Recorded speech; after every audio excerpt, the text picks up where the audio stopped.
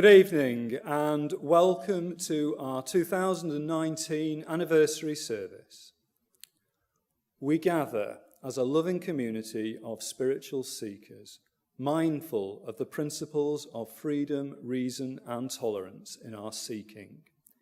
In our worship together, we hope to meet each other in our full authenticity, to engage with both wisdom and passion, and to be transformed by the encounter and the love we find. Whatever the nature of your Unitarian faith, in the spirit of love, I say again that you are most welcome. Welcome to come as you are.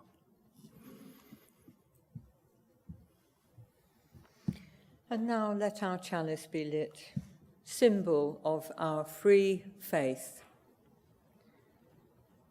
The womb of stars embraces us. Remnants of their fiery furnaces pulse through our veins.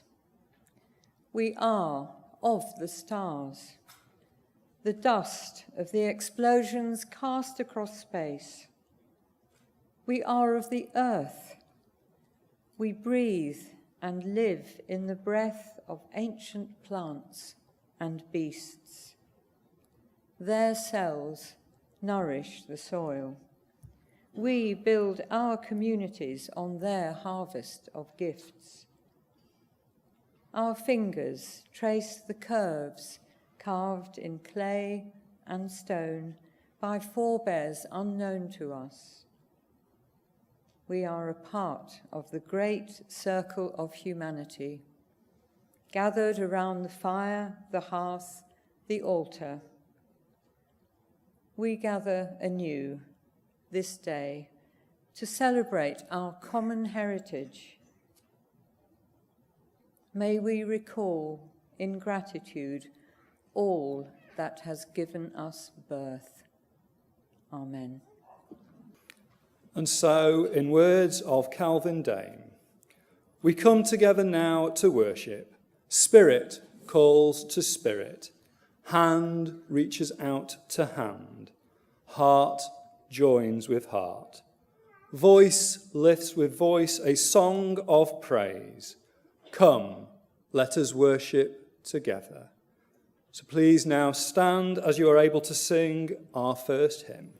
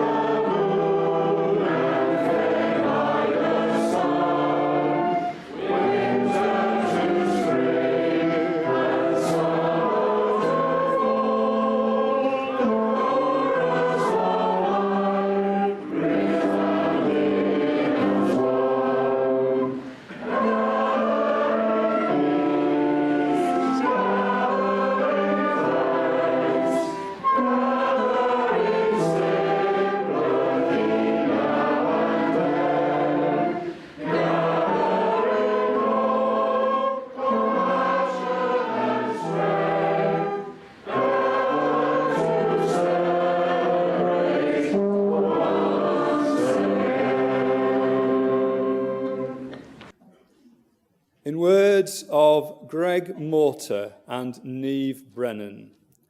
The story of the universe is the epic unfolding of the world, an evolutionary tale of awesome scope. It speaks of unity and diversity, of desire and curiosity, of wonder and awe. It speaks of creativity and imagination, of death, destruction, and transformation. It is the story of science. It is the story of spirit. It is the story of all beings, extinct, present, and yet to be born. It is a sacred story of magical unfolding, a story that is still being born and told in you and me now. It is a story once known that has the power to inspire our species into becoming the species we were born to be.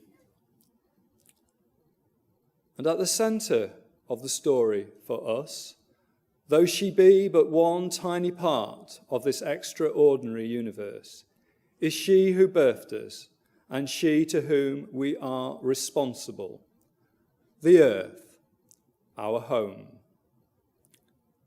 A home that we are realising, albeit in the face of nothing short of a planetary emergency, that we need to take great care of, that we need to tend to. Yes, we recognise that physically, spiritually, and politically, we need to tend to the earth of our being and nurture the wonderful yet fragile life that is rooted in it.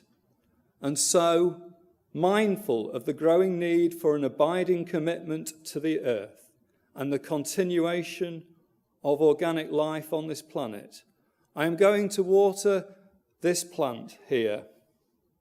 An action whose impact is not immediately obvious. An action that requires faith in life's processes. And as I do so, I invite each of you to commit your hearts and minds to a more sustainable, more nurturing, more grounded life on the face of the earth, our mother.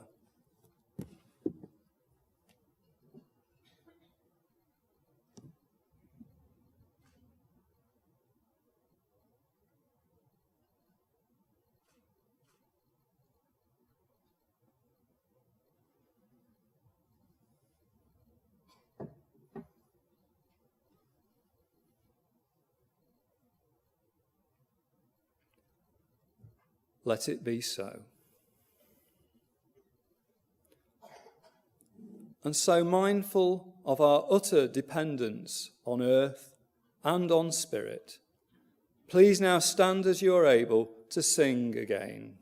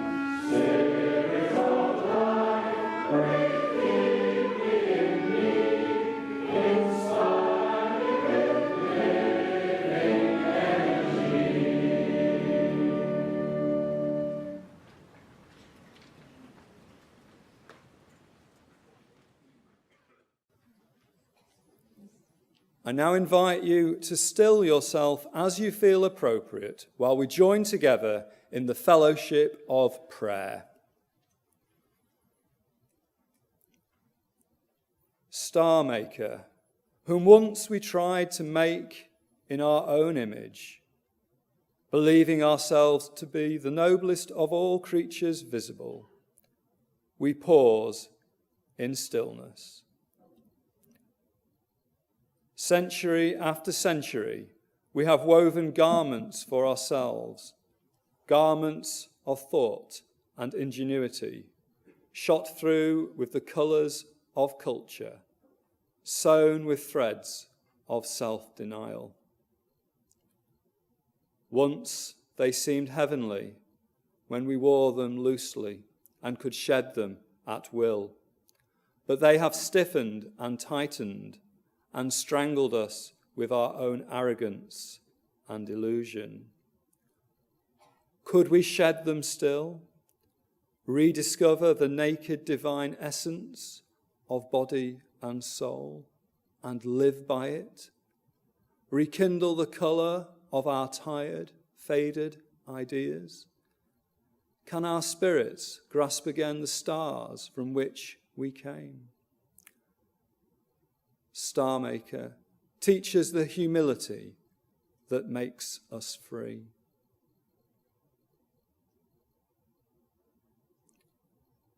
May it be so. And continuing in prayer, today, even on just a global scale, we confront a vastness that is hard to comprehend.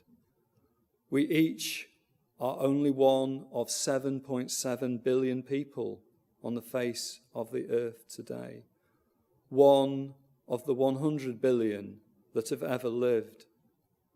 And while climate change is disproportionate, unjust, and deadly in its impact, we each individually merit only a tiny fraction of the blame for our global predicament, and we each individually can shoulder only a tiny fraction of the responsibility for our global healing. Yet still, let each of us in our hearts recall Hale's famous words, "I am only one, but still I am one. I cannot do everything, but still I can do something. And because I cannot do everything, I will not refuse to do the something that I can do."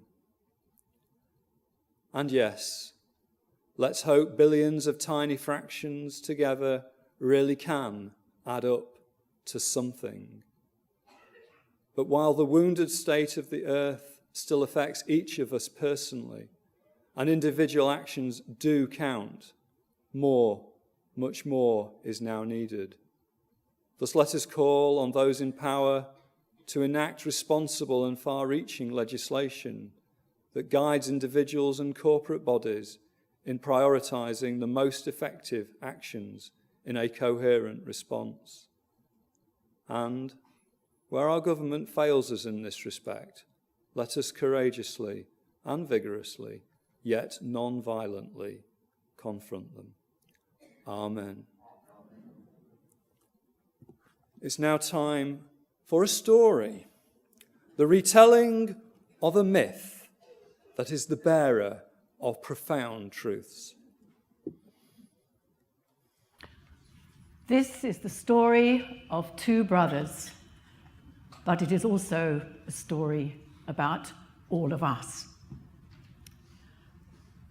And the story is told, in the beginning there were two gods who were brothers. And you know, like many brothers, they struggled with each other. They struggled with each other for ascendance and power.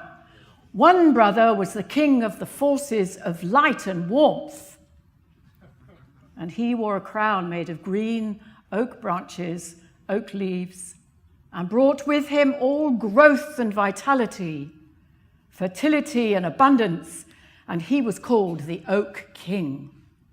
Now his brother was the king of the forces of death and cold and darkness, And he wore a crown made of the prickly holly berries and branches, and brought with him all withering and decay, and stillness and hibernation, and he was called the Holly King. Now the brothers, they were identical in strength, and so year after year the same pattern was repeated.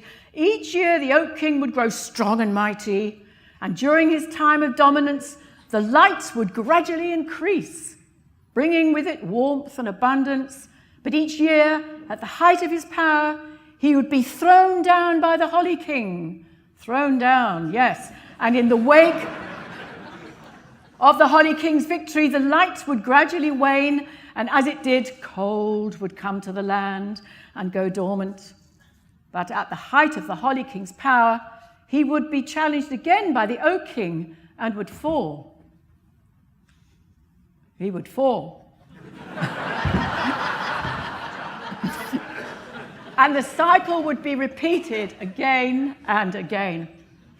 Alone, the brothers were equals, but after a long time, there evolved a race of beings called humans.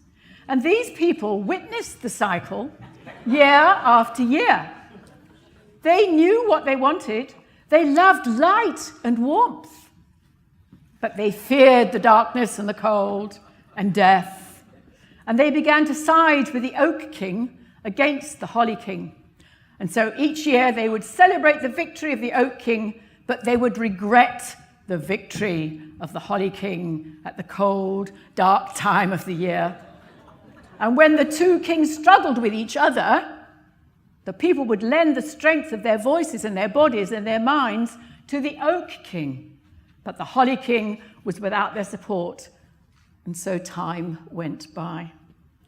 Now, over time, the people forgot where they'd come from. They forgot that they were part of the universe. They forgot their place in the scheme of things. And their love of warmth and the light just grew and grew. And they began to invent ever new ways of creating light in the darkness and the warmth and in the cold. They managed to control things to such an extent that if they wished, they could spend all their time in the light that they'd created, and they could be warm all the year round. They chopped down trees, they dug coal from the mines deep in the earth, and they put down the pipes for oil and gas so that they could burn to keep warm. And they found ingenious ways of making light without the sun. They even had light at night, so they forgot how to sleep.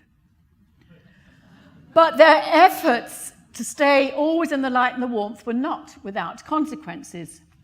Generations passed again and again, and the people did not at first notice the shifts in the balance, but finally they could ignore it no longer. The people began to notice that darkness was disappearing from the land, driven out by millions of lights the people had created. Animals and birds and plants, even people, began to suffer the effect of light unbalanced by darkness. But it was not just the darkness that was disappearing. The cold began to flee too, and the whole world began to get warmer. And summer began sooner and lasted longer, and ice that had been frozen far longer than the longest memory of the oldest person began to melt. Migrating birds and animals began to be confused about when to begin the migration, and plants found themselves rooted in climates that no longer supplied their needs.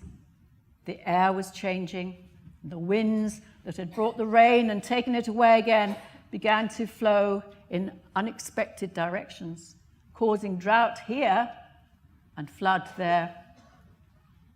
Now the people began to see that their support of warmth and light over cold and darkness had altered the balance of the whole world. And they began slowly, one at a time, to realize that the Holly King was dying. And for the first time, this thought filled them with fear. What would happen if the balance continued to be destroyed? If everything just got hotter and hotter and drier, there'd be nothing for the animals to eat. Now, could humans even survive in a world without a Holy King. They began to long for the old days before they'd taken control of the light and the warmth. And in the world of the gods, the Oak King realized this too.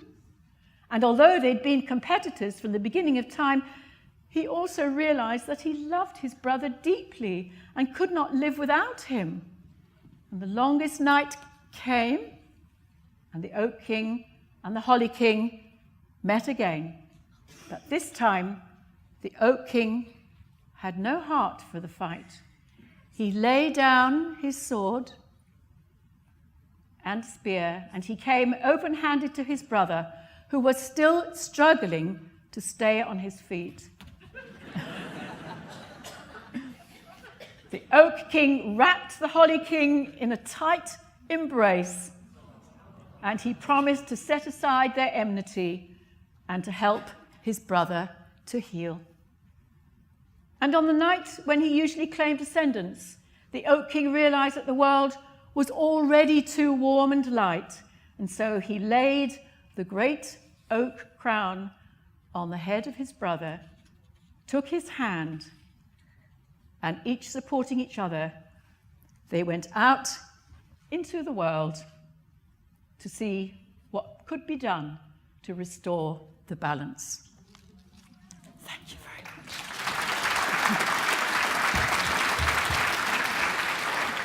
Just give me a little bow.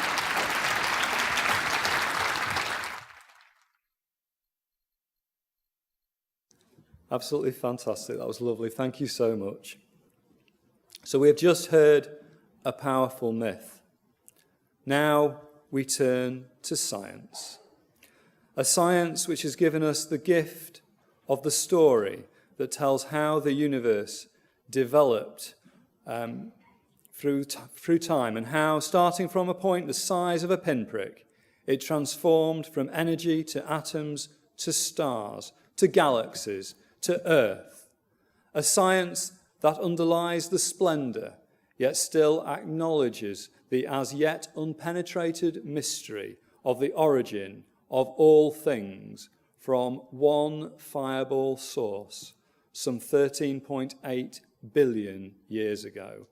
A single source that makes inescapable that connection and relationship are fundamental to our existence. Evolution tells of our common ancestor, while our shared cosmic beginning makes us different expressions of the same thing, meaning that we are one. And so, bearing this in our hearts and in our minds, please stand as you are able to sing as many voices joined as one voice.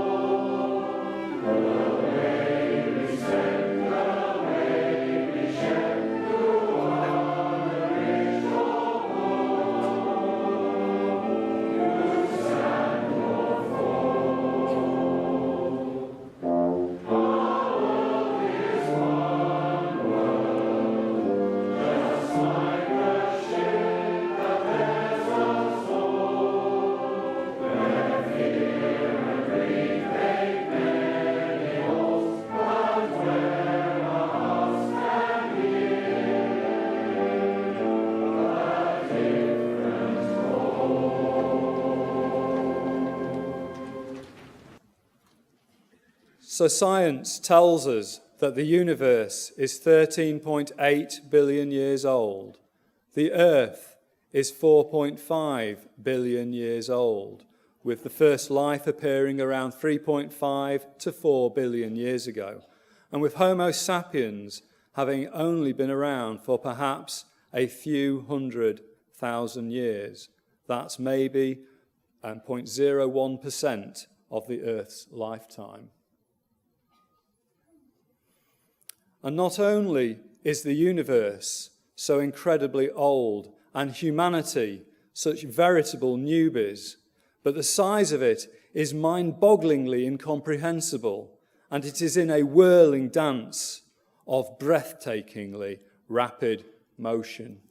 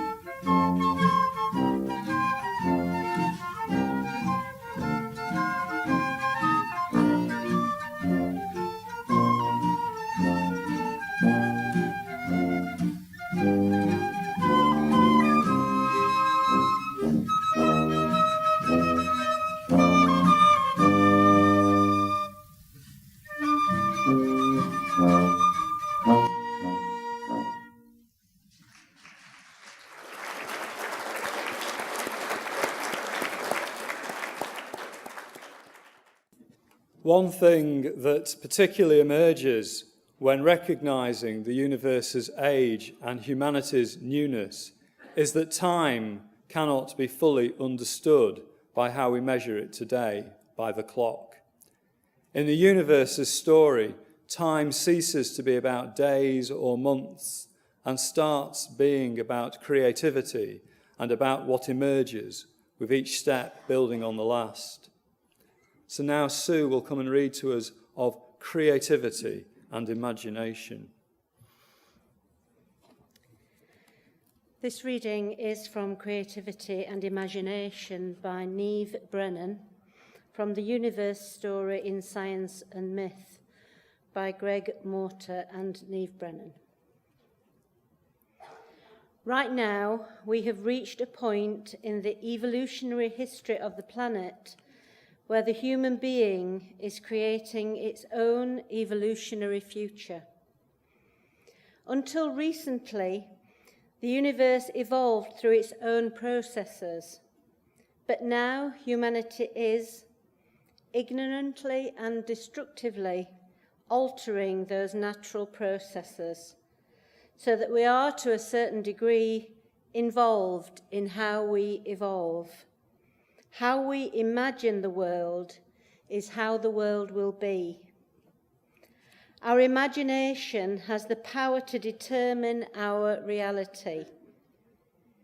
In our imagination lies the ability to form concepts and ideals of things that have never yet existed. The poet Rilke wrote, "Fear not the strangeness you feel. The future must enter you long before it happens. Just wait for the birth, for the hour of new clarity." And this is our imagination, the future entering us and daring us to birth it. How marvelous it will be depends on our capacity to think beyond what we see in front of us, to think beyond the impossible, to be creative. For too long, we have lived locked into the narrowest of mindsets, thinking of our own individual lives as isolated and existing independently. We are pressured to conform to the cost of the unique quantum of creative energy that is our life, and we reward such questionable behaviour as competition and professionalism. We look out at nature and admire it, forgetting we ourselves have come from it and are as much nature as the bird or the tree. It cannot be overstated that the way in which we think, as well as the values we hold, need to be changed. There are many ways in which we could do this. But just as the universe can be thought of as the primary revelation of the divine, so too it can be thought of as our primary teacher. Nature's ways are our ways. The qualities of the universe are our qualities. Observing its principles and ways of being can only serve to guide our bewildered species as we seek a wisdom that has yet eluded us. Imagination springs from hope and the promise of something to come. It is innate in each of us and will have no small hand in determining the human future. We now come to a period of prayerful reflection, which will be followed by silence and then music. So I now invite you to still yourself as you feel appropriate. We have forgotten who we are. We have forgotten who we are. We have alienated ourselves from the unfolding of the cosmos. We have become estranged from the movements of the earth.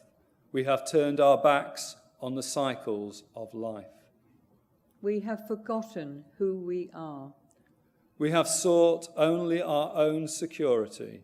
We have exploited simply for our own ends. We have distorted our knowledge. We have abused our power. We have forgotten who we are. Now the land is barren, and the waters are poisoned, and the air is polluted. We have forgotten who we are.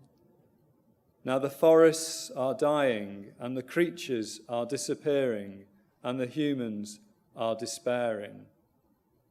We have forgotten who we are. We ask forgiveness. We ask for the gift of remembering. We ask for the strength to change. Amen. Amen.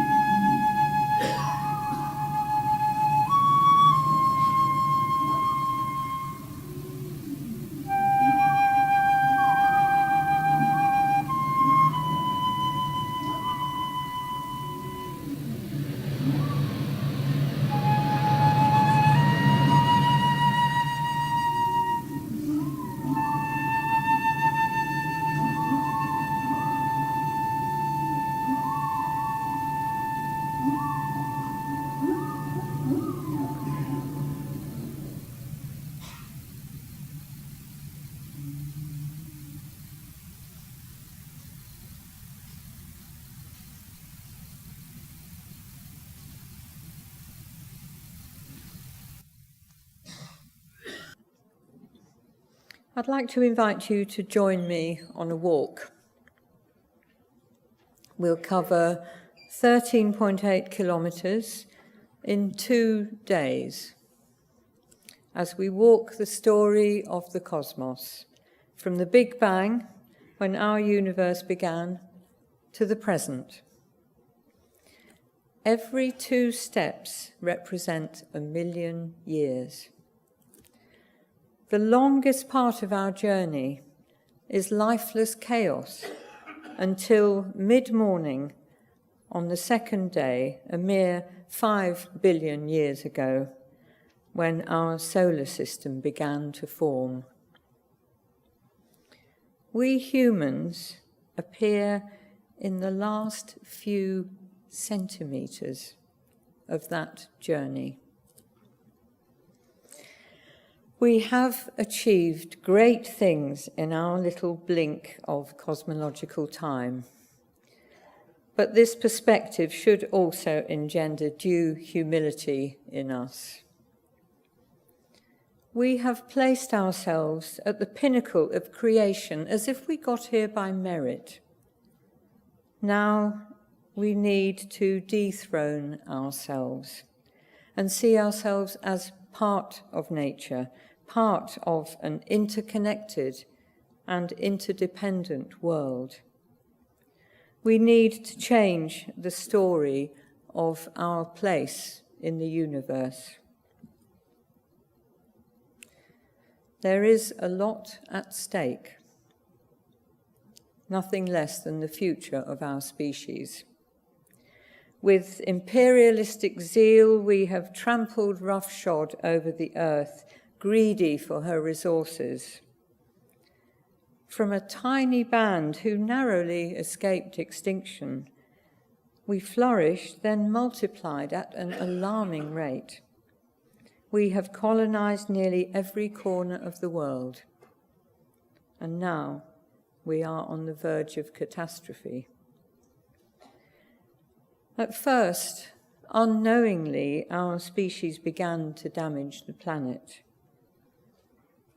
However, much damage has been done in the full knowledge that we were causing harm. More than half of the carbon dioxide added to the atmosphere from the burning of fossil fuels has been emitted in the last 30 years, since Al Gore published his first book on climate change. More in 30 years than in all the centuries, the millennia before. Somehow, the bare facts fail to motivate us to act differently. We need a change of heart. I probably don't need to catalogue the facts, the many and varied ways in which we've disrupted the balance of the ecosystem, not just with greenhouse gas emissions causing serious global warming, but also by pollution of water, land and air, use of pesticides in intensive farming, destruction of habitats, loss of fresh water, soil erosion, etc., etc., all contributing to the 6th mass extinction event on Earth, and the only one caused by humans. And yet we carry on driving our cars, flying, eating meat, addicted to our wasteful, sometimes toxic, consumerist lifestyles. Authors of a recent report on insects worldwide concluded, if insect species losses cannot be halted, this will have catastrophic consequences for the planet's ecosystems and for the survival of mankind. Insects are in serious decline and could die out by the end of the century. And if they die out, we die out too. We are dependent on them to pollinate our food plants. They also recycle nutrients in the soil and are a major food source for other creatures. The analysis points to intensive agriculture as the main driver of the decline, particularly the use of pesticides. Urbanisation and climate change are also significant. Just one illustration of our interdependence with other species. And yet, when this deeply shocking report came out, it was the last item on the news. I'll leave you to guess what was first. It seems that, in the words of T.S. Eliot from Four Quartets, humankind cannot bear very much reality. We stick to our parochial concerns, but Rome is burning while we fiddle. Our culture seems to be in denial about the disruption we're causing to the interconnected web of life. We are shamed by children who feel the urgency and are desperately trying to make us act responsibly. If only we could reclaim some of their innocence. Marcia Bjornerud thinks we need to develop our time literacy. In her book, Timefulness, How Thinking Like a Geologist Can Help Save the World, she claims that we are navigating recklessly towards our future, using conceptions of time as primitive as a world map from the 14th century. Thinking like a geologist gives us an awareness of deep time and very slow earth processes, like the movement of tectonic plates and mountain building and the carbon cycle, a perspective that sees rocks not as nouns but as verbs. We become aware of the relationship between the biosphere and the atmosphere over millions of years, a delicate balance which we are disrupting to devastating effect. Marcia Bjornerud says, timefulness is vital in the Anthropocene, this human epoch of accelerating planetary change. We need a more time-literate society. As Thomas Berry claims in The Great Work, both our religious and our humanist traditions in the West are primarily committed to an anthropocentric exaltation of the human. We have difficulty in accepting the human as an integral part of the earth community. We see ourselves as a transcendent mode of being. Our view of ourselves as the pinnacle of creation or the center of the universe has been severely challenged over the centuries, and some people still have difficulty accepting that the human race evolved from a common ancestor with chimpanzees, incidentally an endangered species, with whom we share 99% of our DNA. We feel that we deserve a privileged position among living things, as if the earth and all its creatures were merely a resource for us. But this species imperialism is dangerous and unfounded. Frederick Muir reminds us in The Whole World Kin that the language of hierarchy, inherent value, or anthropocentric categorizing does not apply to species or to the evolutionary process. The proximity of a species to human beings does not determine its worth. Take away these false divisions of life, and all that remains is simply difference. Humans are not higher than dogs, just different.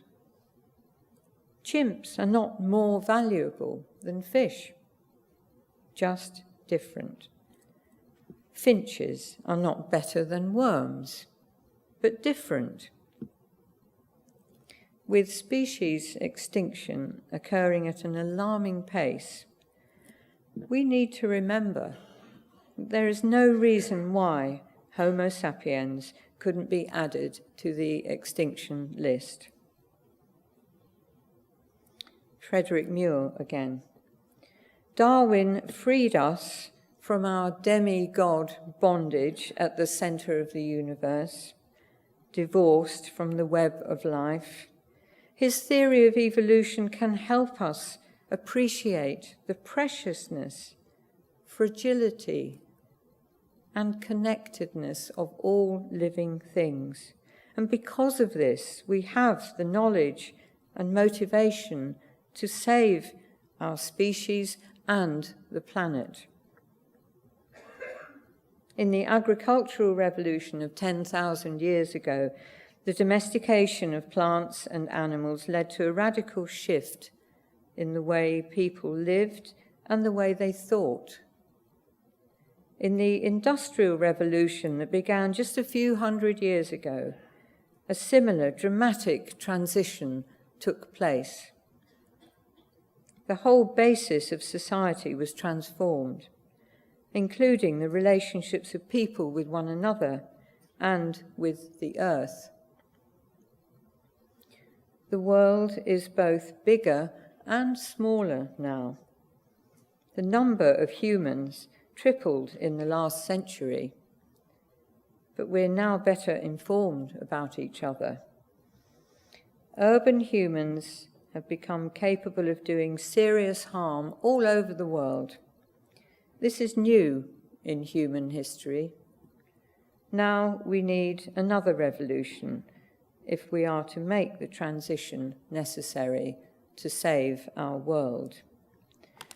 We need a shift in consciousness, an awareness of a deeper unity connecting us, and we need to climb down off our pedestal. Our duties to distant humans, to animals, and to the environment need to come together as a whole system in a way that hasn't been done before. Our trade, investment, and even expressions of opinion affect all sorts of distant events. We need to adapt our morality that was formed for a different world.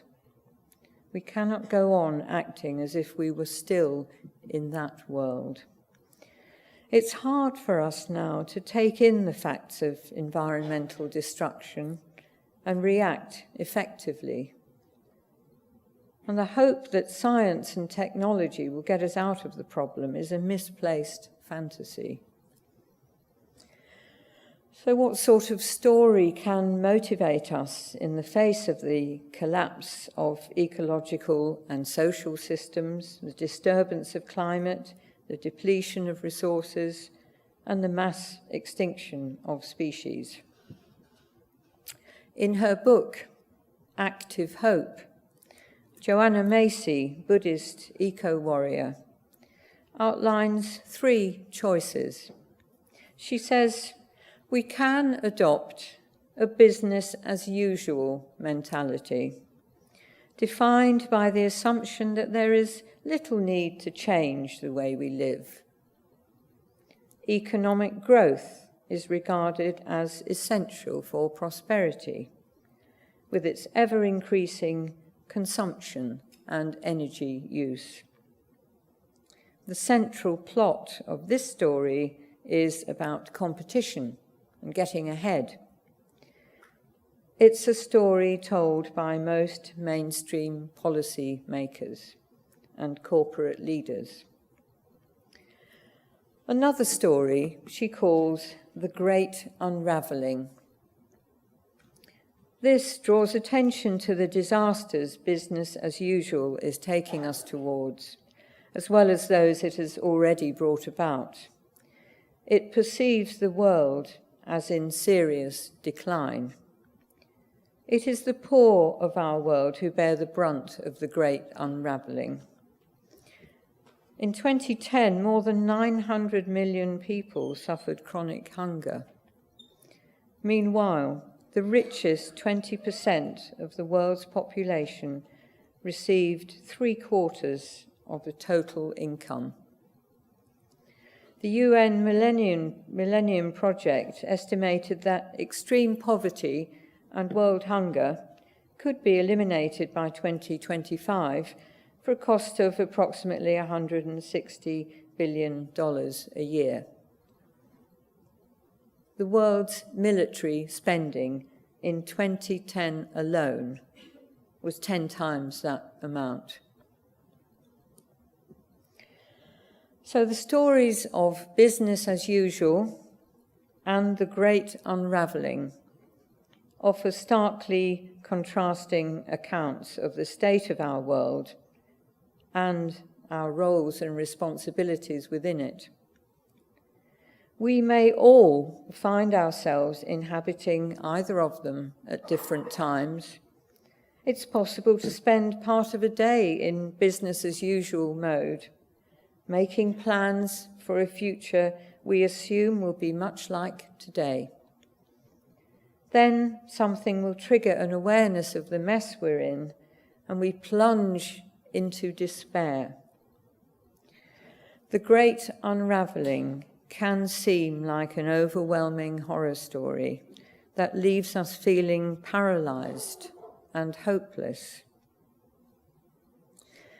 But beyond the denial of business as usual, or the despair of the great unravelling, Macy proposes another story, The Great Turning, a story that restores our sense of agency and taps into our better selves through a process of active hope. The Great Turning involves the transition from a doomed economy of industrial growth to a life-sustaining society committed to the recovery of our world. The story of the Great Turning encourages us to act for the sake of life on earth.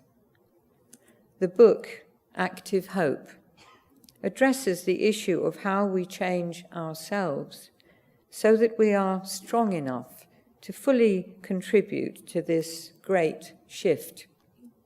We are guided on a journey of gratitude, grief, interconnection, and ultimately transformation. Joanna Macy offers us guidelines to bring about the change in consciousness that is necessary if we are to avoid ecological disaster. Number 1, come from a place of gratitude. We have received an inestimable gift to be alive in this wondrous, self-organizing universe with senses to perceive it, lungs that breathe it, and organs that draw nourishment from it. And how amazing it is to be accorded a human life with self-reflexive consciousness, which allows us to make choices, letting us opt to take part in the healing of our world. Number 2, don't be afraid of the dark. Zen master Thich Nhat Hanh was once asked what we need to do to save our world. He replied, "We need to hear within us the sounds of the earth crying." This is a dark time filled with suffering. Grief and lamentation, anger and fear are appropriate responses arising from the depths of our mutual belonging, testimony to our interconnectedness. Number 3, dare to imagine. We need the courage to imagine a better world. We've been infantilized into thinking that there is no alternative to the way things are. But never has the, what Macy calls, juicy, enlivening power of the imagination been more desperately needed than now. Number 4, link arms with others. The hyper-individualism of competitive, industrialized culture has isolated people from each other. But the joy of the great turning is that it is a team undertaking. It evolves out of synergistic interactions among like-minded people, perhaps from diverse backgrounds, sharing their common goals and their different gifts in small and large-scale projects, a bit like our wonderful scratch band working in harmony to a common purpose. And finally, number 5, act your age. Now is the time to clothe ourselves in our true authority. Every particle in every atom of every cell in your body goes back to the primal flaring forth of space and time. In that sense, you are as old as the universe, with an age of about 14 billion years. You have an absolute right to step forward and act on Earth's behalf. We are apparently 3/4 of the way through the window of habitability on the Earth. In about 1.5 billion years from now, the sun will have grown so luminous that the oceans will begin to vaporize. Water molecules will be broken down into hydrogen and oxygen and lost to space. Life on Earth will no longer be possible. But in the meantime, we still have more living to do. Why end it all prematurely? Marcia Bjornerud's book, Timefulness, ends with these words. Tomorrow is the Anthropocene.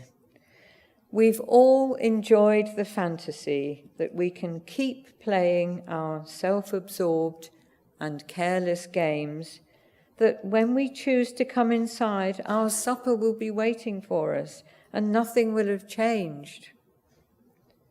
But no one is home to take care of us. Now we need to grow up and navigate on our own, doing our best with the atlas of the past to make up for so much lost time.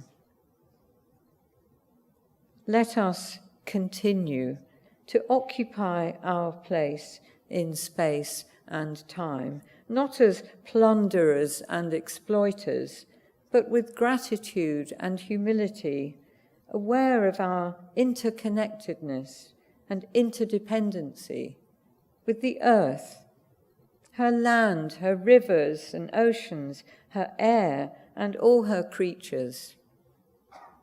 Let us preserve the natural world as the primary revelation of the divine.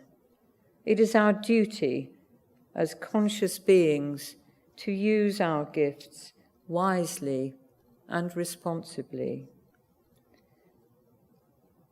Let us be worthy of the 13.8 billion years that brought us into being.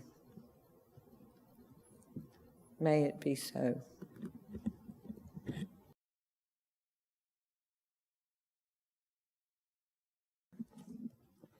Our holy place is the wide earth in the vast cosmos, teeming with the life that arose as the Spirit moved upon the face of the waters.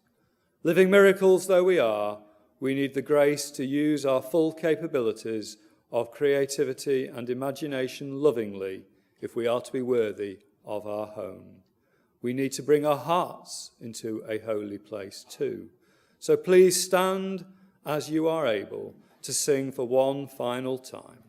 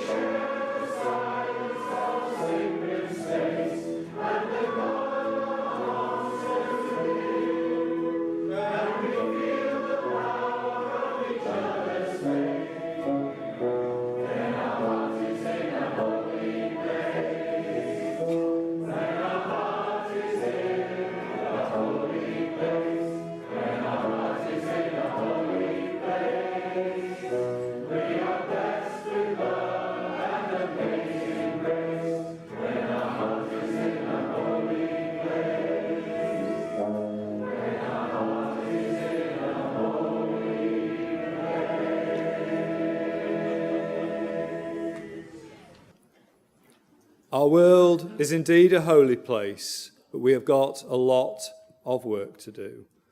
Words of Ted Perry, often associated with Chief Seattle. This we know, the earth does not belong to humanity, we belong to the earth. This we know, all things are connected, like the blood which unites one family. All things are connected. Whatever befalls the earth befalls the children of the earth. Humanity did not weave the web of life. We are merely a strand in it. Whatever we do to the web, we do to ourselves.